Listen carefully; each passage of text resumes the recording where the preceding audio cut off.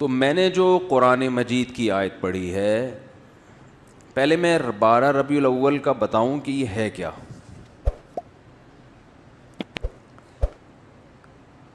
12 ربیع الاول نہ تو رسول اللہ صلی اللہ علیہ وسلم کی پیدائش کا دن ہے اور نہ ہی آپ کی وفات کا دن ہے. اس دن کا اسلام میں کوئی سرے سے سر پاؤں ہے ہی نہیں. سمجھ رہے ہیں؟ کچھ بھی نہیں ہے. یہ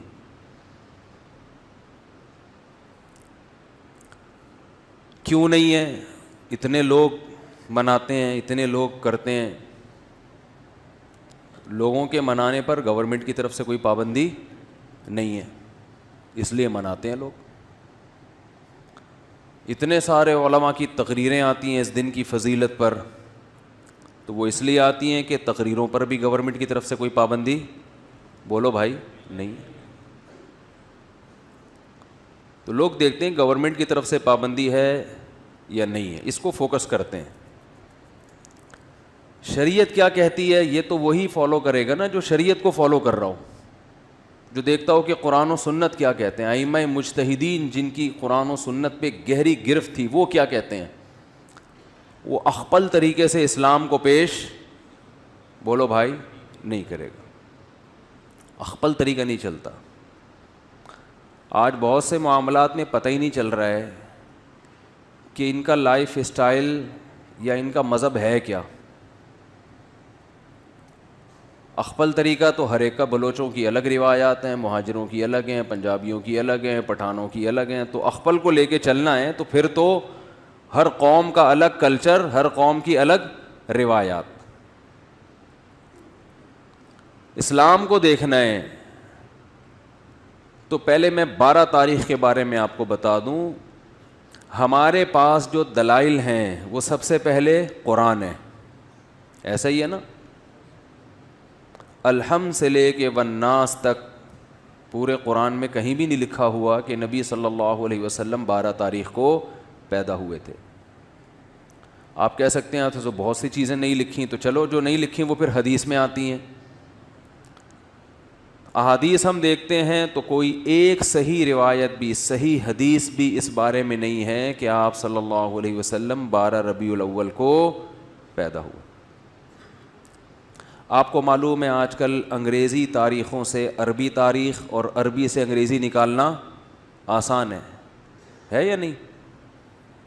آپ اپنی ڈیٹ آف برتھ لکھیں، گوگل سے پوچھیں کہ جس دن میں پیدا ہوا ہو اس دن اسلامی تاریخ کیا تھی، گوگل بتائے گا کہ نہیں بتائے گا؟ گوگل بتا دے گا بھئی یہ بن رہی ہے. ایک دن کا فرق اس میں ہو سکتا ہے 29 اور 30 کی بیس پہ، یا مفتی منیب صاحب کی وجہ سے یا پشاور کی وجہ سے ایک آدھ دن کا فرق، بولو بھائی، ہو سکتا ہے. اس سے زیادہ نہیں ہوگا. اتنی بات پر پوری امت کا اجماع ہے، صحیح احادیث سے ثابت ہے کہ آپ صلی اللہ علیہ وسلم ربیع الاول میں پیدا ہوئے اور پیر کے دن پیدا ہوئے. اب میں ریاضی کی کیلکولیشن میں جاؤں گا تو بہت لمبا ٹائم ہو جائے گا، تو ریاضی دان سے پوچھ لیں آپ. تو جس سال آپ صلی اللہ علیہ وسلم کی پیدائش ہوئی وہ آپ کی وفات سے 63 سال پہلے تھا. راجح قول کے مطابق 63 سال کی عمر میں آپ صلی اللہ علیہ وسلم کا انتقال ہوا. اور اس سے پچھلے سال آپ نے جو حج کیا وہ حج جمعے کا دن تھا، تو جمعے کے دن 9 ذی الحجہ. اور اس سے اگلے سال آپ صلی اللہ علیہ وسلم کی وفات ہوئی ربیع الاول میں. تو کیلکولیشن کرنا آسان ہو گیا کہ نہیں ہو گیا؟ تو کیلکولیٹ کر کے دیکھیں گے اور 62 سال پیچھے جائیں گے تو کیلکولیشن کے حساب سے 12 تاریخ پیر کے دن، بولو بھائی، نہیں بیٹھ رہی. لیکن چلو کوئی ریاضی دان کھینچ تان کے کچھ 62 کو 63 کر دے، 63 کو 64 کر دے، کچھ کرا کے چلو فرض کر لو کہ بھئی امکان تھا. تو ہم تو سب سے پہلے کسی بھی واقعہ کے لیے مورخین کو فوکس کرتے ہیں یا حدیث کو. ہسٹری سے جس چیز کا تعلق ہے وہ یا تو حدیث میں ہوگی یا تاریخ دان بیان کریں گے. تو مورخین کی رائے میں اچھا خاصا اختلاف ہے, تھوڑا بہت نہیں. ان میں کسی ایک رائے کو ترجیح دینا آپ کے لیے صرف تاریخ کو اگر دیکھو گے تو ممکن نہیں. حدیث کو دیکھو گے تو حدیث میں ہے ہی نہیں.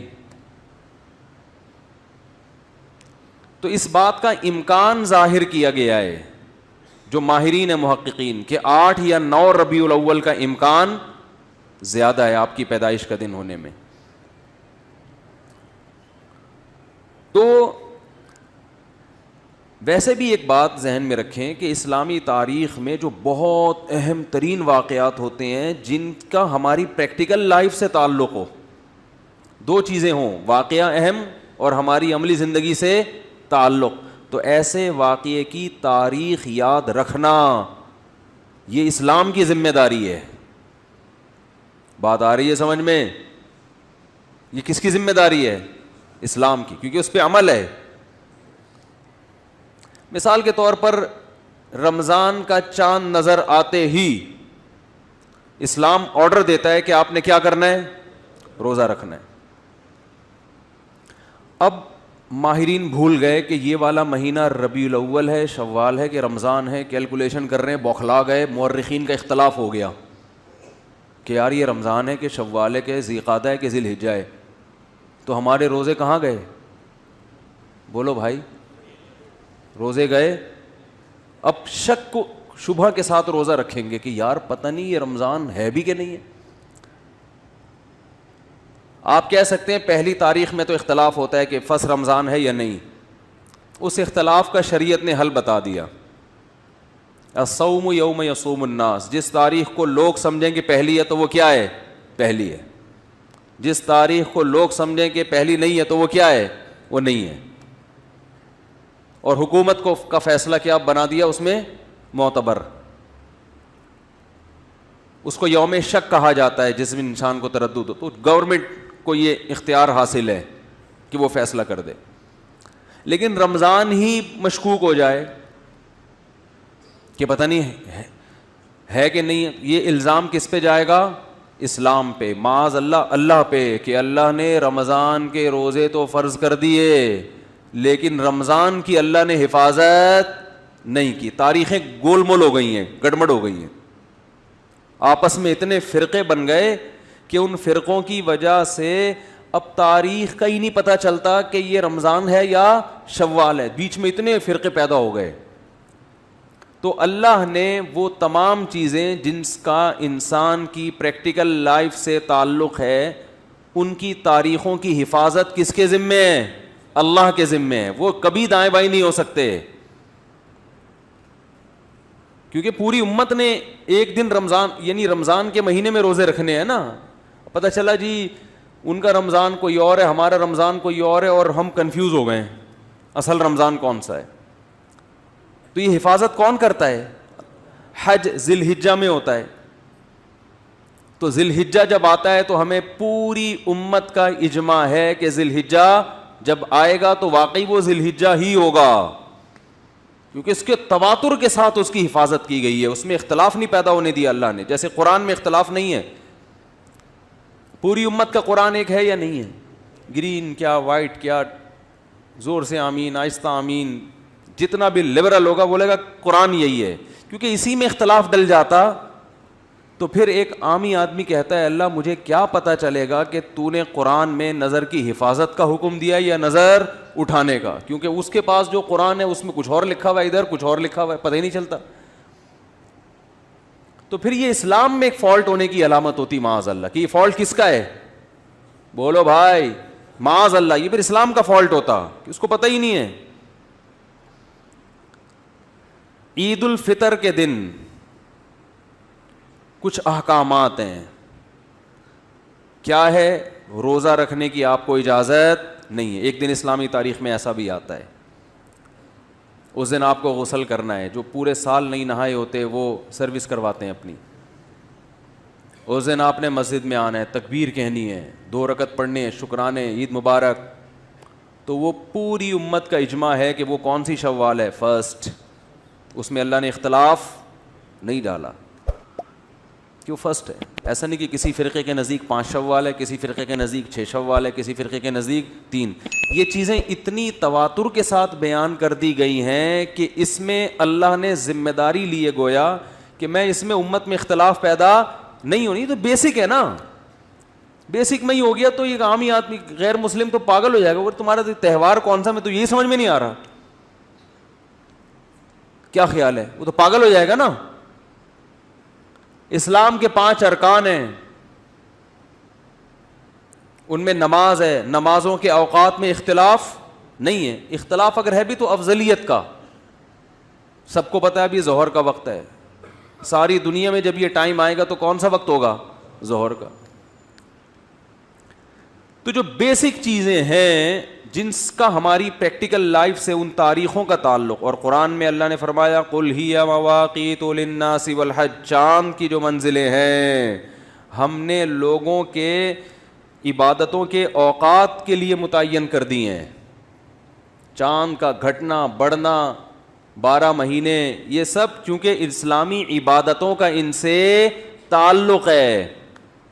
تو اگر 12 ربیع الاول کے دن اسلام کا کوئی حکم اس دن سے وابستہ ہوتا کہ نبی کی پیدائش پہ تم نے یہ کرنا ہے, تو اس پیدائش کے دن میں اللہ کوئی کنفیوژن نہ رکھتا, وہ تمام امت کا اتفاق ہوتا. بخاری مسلم کی صحیح حدیثیں ہوتی تواتر کے ساتھ کہ آپ صلی اللہ علیہ وسلم 12 تاریخ ہی کو پیدا ہوئے ہیں, جبکہ ہمیں اس بارے میں ایک حدیث بھی صحیح بولتے کیوں نہیں بھائی, نہیں. اب لوگ مجھے کہتے ہیں اس کی کیا دلیل ہے کہ ایک بھی صحیح حدیث نہیں ہے. جو دعویٰ کرتا ہے دلیل اس کے ذمے ہوتی ہے, جو انکار کرتا ہے دلیل اس کے ذمے بولو نہیں ہوتی. میں نے 70 بھائی کو 1 لاکھ روپے دیے, وہ پی گئے. اللہ معاف فرمائے کوئی 70 بھائی بیٹھے ہوں تو ان کے علاوہ کی بات کر رہا ہوں. وہ میرے خلاف عدالت میں کیس کیا, میں نے ان کے خلاف عدالت میں کیس کیا, انہوں نے 1 لاکھ روپے لیے. 70 بھائی نے کہا نہیں لیے. عدالت گواہ کس سے مانگے گی, دلیل مجھ سے کہ تم نے جو دیے ہیں اس کی کیا دلیل ہے. میں عدالت سے کہتا ہوں اس سے پوچھو اس نے نہیں لیے, اس سے دلیل مانگو. تو نہیں لینے کی کوئی دلیل لے سکتا ہے؟ عدالت کے گواہ پیش کرو کہ تم نے نہیں لیے. میں کہوں گا بھائی سارا دن 24 گھنٹے کون میرے ساتھ چپکا رہتا ہے جو دیکھتا رہے کہ میں نے ایک نہیں لیے. نہیں لیے, دلیل اس کے ذمے ہے جو دعویٰ کرتا ہے. بھائی اصل تو یہی ہے کہ کسی نے کسی سے پیسے نہیں لیے. جو کہتا ہے کہ لیے ہیں تو اس کے ذمے ہے کہ وہ گواہ پیش کرے. نہیں لینے پہ گواہ نہیں, کسی کام کے کرنے پہ دلائل ہوتے ہیں, نہ کرنے پہ دلیل